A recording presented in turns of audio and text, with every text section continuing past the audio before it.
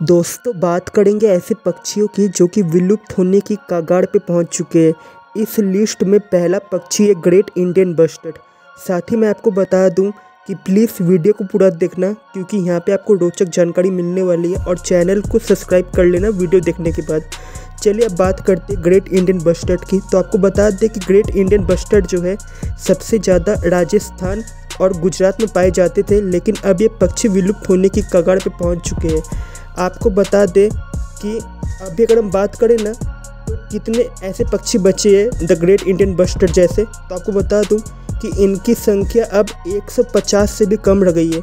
सरकार लगातार प्रयास कर रही है ऐसे पक्षियों को बचाने की। साथ ही अगर हम इनके जीवन काल की बात करें तो आपको बता दें कि इनका जीवन काल जो है वो 15 से 16 साल का होता है। जी सही सुना आपने, इनका जीवन काल 15 से 16 साल का होता है। साथ ही आपको बता दें कि इस पक्षी को रेड लिस्ट की सूची में रखा गया है। दोस्तों बात करेंगे दूसरे पक्षी फॉरेस्ट आउलेट की। आपको बता दें कि फॉरेस्ट आउलेट को हिंदी में जंगली उल्लू भी कहा जाता है। और साथ ही आपको बता दें कि यह पक्षी जो है यह भी विलुप्त होने की कगार पे आ चुका है। आपको बता दें कि ज़्यादातर ये जो पक्षी होते हैं यह मध्य भारत के जंगल में पाए जाते हैं। और अगर सबसे बेसी इस पक्षी को पहले कहीं देखा जाता था तो वो था महाराष्ट्र राज्य। महाराष्ट्र के बाद इस पक्षी को सबसे ज़्यादा अगर कहीं देखा जाता था तो आपको बता दें वो था छत्तीसगढ़। लेकिन अब ऐसा हो गया है कि यह जो जंगली उल्लू है यह अब विलुप्त होने की कगार पे आ चुकी है। आपको बता दें कि यह जो जंगली उल्लू है यह उल्लू की एक प्रजाति है, लेकिन अब ये विलुप्त होने की कगार पे आ चुकी है। साथ ही अब चलिए हम बढ़ते हैं अपने अगले पक्षी की तरफ जो कि विलुप्त होने की कगार पे आ चुके हैं। दोस्तों अब बात करते हैं तीसरे पक्षी की जो कि विलुप्त होने की कगार पे आ चुके हैं। आपको बता दें कि इस पक्षी का नाम है काकापो। काकापो एक तोता प्रजाति की पक्षी है। साथ ही आपको बता दें कि जैसे बाकी तोता उड़ पाते हैं इस प्रकार काकापो उड़ नहीं पाता। काकापो एकमात्र तोता प्रजाति का ऐसा पक्षी है जो उड़ नहीं पाता और यह बस ज़मीन में ही चलता है। साथ ही आपको बता दें कि यह जो पक्षी है यह न्यूजीलैंड में पाई जाती है, लेकिन अब यह विलुप्त होने की कगार पे आ चुकी है। अगर हम काकापो पक्षी की संख्या की बात करें तो आपको जानकर बहुत दुख होगा कि काकापो पक्षी की संख्या काफ़ी तेज़ी से घट रही है और अब इनकी संख्या जो है यह 150 से भी कम रह गई है। आपको बता दें कि वहाँ की सरकार जो है काकापो पक्षी को बचाने की लगातार प्रयास कर रही है।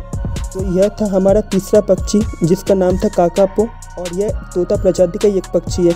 चलिए अब बढ़ते हैं अपने अगले पक्षी की तरफ और देखते हैं कि लिस्ट में अगला पक्षी कौन सा है। दोस्तों बात करते हैं चौथे पक्षी की जो कि विलुप्त होने की कगार पे आ चुके हैं। आपको बता दें कि इस पक्षी का नाम है गोल्डन फीसेंट।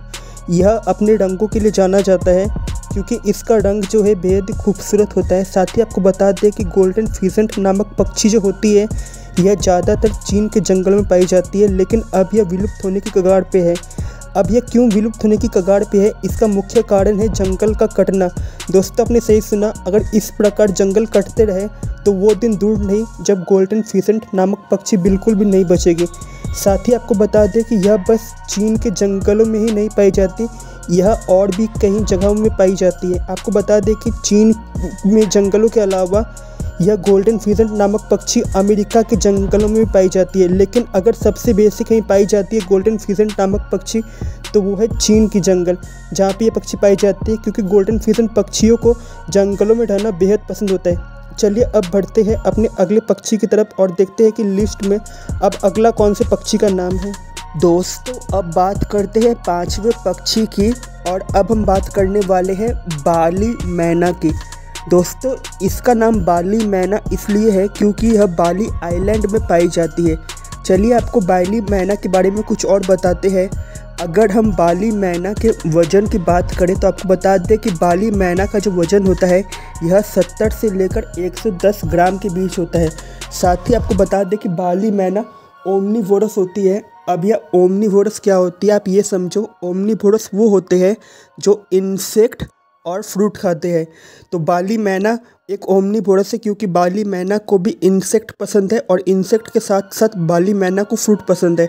साथ ही आपको बता दें कि बाली मैना जो है अब वो काफ़ी तेज़ी से विलुप्त हो रही है और बताया जा रहा है कि अभी कुछ ही बाली मैना बची हुई है, जिसके बाद पूरी तरीके से बाली मैना विलुप्त हो जाएगी। दोस्तों, बाली मैना को भी रेड लिस्ट में रखा गया है।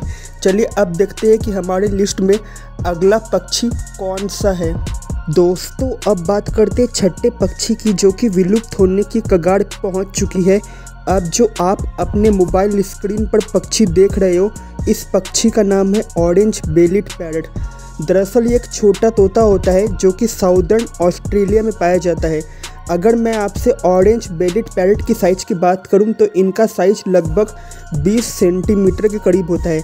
चलिए अब आपको बताते हैं कि ऑरेंज बेलिड पैरट को खाने में क्या पसंद होता है। तो दोस्तों, मैं आपको बता दूं कि ऑरेंज बेलिड पैरट को खाने में फ्रूट कुछ ज़्यादा ही पसंद होता है और फ्रूट में जामुन इन्हें कुछ ज़्यादा ही पसंद होता है।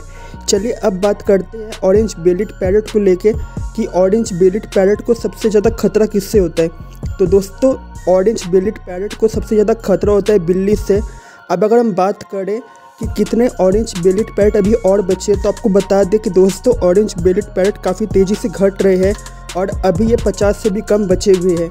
चलिए अब देखते हैं कि लिस्ट में अगला पक्षी कौन सा है। दोस्तों, अब बात करते हैं 7वें पक्षी की, जो कि विलुप्त होने की कगार पे आ चुकी है। इस पक्षी का नाम है क्रिसमस फ्राइगेट बर्ड। आपको बता दें कि क्रिसमस फ्राइगेट बर्ड एक समुद्री पक्षी है जो कि इंडियन ओशन के क्रिसमस आइलैंड में पाई जाती है। अब ये क्रिसमस आइलैंड में पाई जाती है, इसलिए इनका नाम रखा गया है क्रिसमस फ्राइगेट बर्ड। अगर मैं इनकी साइंटिफिक नेम का बात करूं तो इनका साइंटिफिक नेम होता है फ्राइगेट एंड्रूसी। साथ ही आपको बता दें कि क्रिसमस फ्राइगेट बर्ड का जो पसंदीदा आहार है वो है मछली। दरअसल ये समुद्री पक्षी होती है, इसलिए क्रिसमस फ्राइगेट बर्ड को मछली खाना बेहद पसंद होता है। अब हम बात करते हैं इनको विलुप्त को लेकर, तो मैं आपको बता दूं कि क्रिसमस फ्राइगेट बर्ड जो है काफ़ी तेज़ी से विलुप्त हो रही है और अगर ऐसा ही रहा तो एक समय ऐसा आएगा जब क्रिसमस फ्राइगेट बर्ड बिल्कुल भी नहीं बचेगी। साथ ही क्रिसमस फ्राइगेट बर्ड की अगर हम लेंथ की बात करें तो आपको बता दें क्रिसमस फ्राइगेट बर्ड का जो लेंथ होता है यह 90 से 100 सेंटीमीटर के करीब होता है। चलिए अब बात करते हैं हमारे लिस्ट में अगले पक्षी की, जो कि अब विलुप्त होने की कगार पे पहुंच चुके हैं। दोस्तों, अब बात करेंगे 8वें पक्षी की, जो कि विलुप्त होने की कगार पे पहुंच चुके हैं। अभी जो आप अपनी मोबाइल स्क्रीन पर पक्षी को देख रहे हो, इस पक्षी का नाम है इम्पेरियल अमेजन। मैं आपको बता दूं कि यह तोता का एक प्रजाति होता है और यह कहाँ पे पाया जाता है, अब आप यह सुन लो। दरअसल इम्पेरियल अमेजन जो होते हैं यह पाए जाते हैं कैरिबियन आइलैंड में और ये कैरिबियन आइलैंड डोमिनिका में है। आपको बता दूं कि इम्पेरियल अमेजन डोमिनिका का नेशनल बर्ड है। साथ ही आपको बता दूं कि अब यह जो तोता है यह तोता काफ़ी तेज़ी से विलुप्त कर रहा है। अगर मैं आपको बताऊं कि इम्पेरियल अमेजन को खाने में क्या पसंद होता है, तो मैं आपको बता दूं कि इम्पेरियल अमेजन को खाने में फ्रूट कुछ ज़्यादा ही पसंद होता है। साथ ही मैं आपको बता दूं कि इम्पेरियल अमेजन को भी रेड लिस्ट में रखा गया है। अब रेड लिस्ट में इसे इसलिए रखा गया है क्योंकि इम्पेरियल अमेजन जो है काफ़ी तेज़ी से विलुप्त हो रही है। अगर ऐसा ही रहा तो एक समय ऐसा आएगा जब बिल्कुल भी इम्पेरियल अमेजन नहीं बचेगी।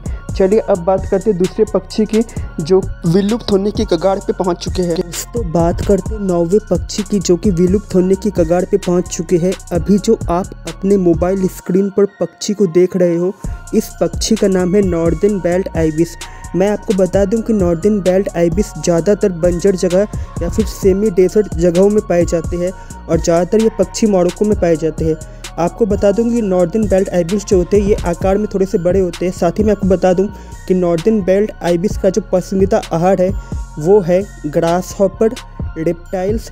साथ ही साथ इन्हें मछली कुछ ज़्यादा ही पसंद होते हैं। साथ ही मैं आपको बता दूं नॉर्दर्न बेल्ट आइबिस के बारे में कि यह पक्षी जो है इन्हें भी रेड लिस्ट की सूची में रखा गया है।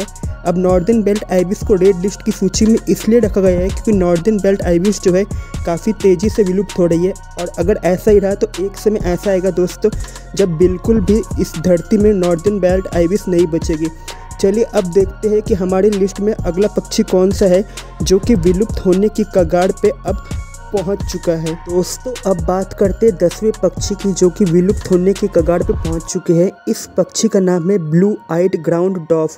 अब इसे ब्लू आइड ग्राउंड डॉफ इसलिए कहा जाता है क्योंकि ये जो पक्षी होते हैं ना, इनके जो आँखों का रंग होता है, इनके आँखों का रंग नीला होता है। जैसा कि आप अपनी मोबाइल स्क्रीन पर देख पा रहे हो कि इनके आँखों का रंग नीला है। साथ ही मैं आपको बता दूं कि ब्लू आइड ग्राउंड डॉफ कहाँ पे पाए जाते हैं। तो आपकी जानकारी के लिए आपको बता दें कि ब्लू आइड ग्राउंड डॉफ ब्राज़ील के सेरेडो रीजन में पाए जाते हैं। साथ ही मैं आपको बता दूं कि ब्लू आइड ग्राउंड डॉफ को भी रेड लिस्ट की सूची में रखा गया है, और ऐसा इसलिए है क्योंकि काफ़ी तेज़ी से ब्लू आइड ग्राउंड डॉफ विलुप्त हो रहे हैं। साथ ही आपको और भी इनके बारे में कुछ बातें बताते हैं, जैसे कि ब्लू आइड ग्राउंड डॉफ को खाने में क्या पसंद है। तो दोस्तों आपको बता दूं कि ब्लू आइड ग्राउंड डॉफ जो है इंसेक्ट खाते हैं, और इंसेक्ट ब्लू आइड ग्राउंड डॉफ का पसंदीदा आहार होता है। तो दोस्तों यह था हमारा 10वां पक्षी ब्लू आइड ग्राउंड डॉफ, जो कि विलुप्त होने की कगार पे पहुंच चुका है। तो दोस्तों ये थे 10 पक्षी जो कि विलुप्त होने की कगार पे पहुंच चुके हैं। उम्मीद है कि आपको वीडियो पसंद आया होगा। अगर आपको वीडियो पसंद आया तो चैनल को सब्सक्राइब करना ना भूलें, और सब्सक्राइब के बाद बेल आइकन प्रेस जरूर करें, और हाँ, वीडियो को लाइक जरूर से करें। जल्द मिलेंगे एक नई वीडियो के साथ।